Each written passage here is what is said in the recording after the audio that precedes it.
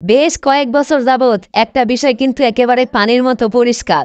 ইতিপূর্বেও যারাই শাকিব খানকে নিয়ে সিনেমা করেছে বা বলতে পারেন একটা দুইটা সিনেমা করেছে, তাদের পরবর্তী সিনেমার গল্প যদি শাকিব খানের কোনো কারণে পছন্দ না হয় আর শাকিব খান যদি এই সিনেমাটা করবে না বলে জানিয়ে দেয়, সোজা বাংলায় যদি শাকিব খান শিডিউল না দেয়, ঠিক তখনই তারা এই শাকিব খানের পেছনে আঠার মতো লেগে যায়। বলা যায় এক কথায় শত্রুতে পরিণত হয়। এরা কারা জানেন? এদের মধ্যে রয়েছে অন্যতম জাজ মাল্টিমিডিয়ার চেয়ারম্যান আব্দুল আজিজ সাহেব, বালুচোর খ্যাত শাপলা মিডিয়া সেলিম খান সাহেব, সোশ্যাল মিডিয়ায় টাকলা খ্যাত এমডি ইকবাল সাহেব এবং শাকিব খানের খুবই কাছের লোক বলে পরিচিত প্রযোজক খোরশেদ আলম খসরু সাহেব।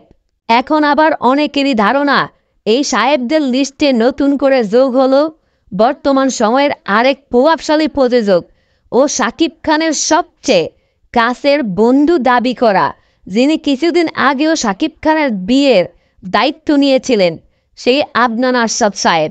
সোশ্যাল মিডিয়ায় তো এখন অনেকেই এই প্রযোজককে বয়কটের ডাক দিয়েছে। তাদের মতে এই প্রযোজকের শাকিব খানকে নিয়ে মূল সমস্যা হলো শাকিব খান সাহেব শিরোনামের একটি সিনেমা করবেন না বলে শিডিউল দেননি এই প্রযোজককে। এ কারণেই এই প্রযোজক তুফান বা দরদের মতো সিনেমার পেছনে লেগেছে। এদের কাছে শাকিব খান হলো সোনার ডিম পাড়া হাঁস। এরা শাকিব খানকে সবসময় নিজেদের বলয়ে কুক্ষিগত করে রাখতে চেয়েছে।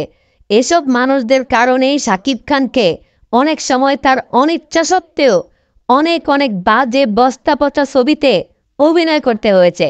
শাকিব খানের ভক্তদের দাবি, শাকিব খান সব সময় নিজেকে ভাঙতে চেয়েছে, কিন্তু এ সমস্ত স্বার্থপর লোকদের কারণেই সে বারবার ব্যর্থ হয়েছে। এদের মূল লক্ষ্যই হচ্ছে শাকিবকে আটকানো, ভালো কাজ থেকে শাকিব খানকে দূরে রাখা। এখন এদের মূল নিশানা হলো তুফান সিনেমাকে বাধা দেওয়া, কারণ এরা বুঝে ফেলেছে তুফান রিলিজ হলে হয়তো শাকিব খানকে আর ধরা যাবে না। শাকিব খান ধরাছোঁয়ার বাইরে চলে যাবে। সেই ইন্ডিয়ার অনেক বড় সিনেমা কাজ করবে, তাদেরকে আর সহজে শিডিউল দেবে না।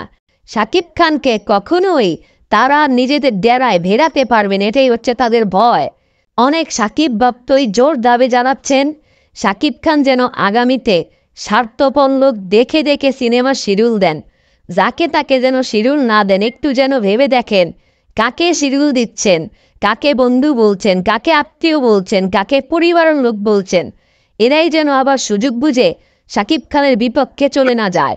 অবশেষে একজন শাকিব ভক্ত হিসেবে চাইব সমস্ত বাধা বিঘ্ন অতিক্রম করে তুফান ও দরদের মতো শাকিব খানের আগামীতে ভালো প্রজেক্টগুলো যেন বাংলাদেশে নির্বিঘ্নে মুক্তি পায়।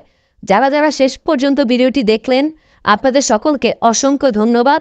প্লিজ ভিডিওতে একটি লাইক দিয়ে শেয়ার করে দিবেন। আর যাচ্ছি, আসসালামু আলাইকুম, আল্লাহ হাফেজ।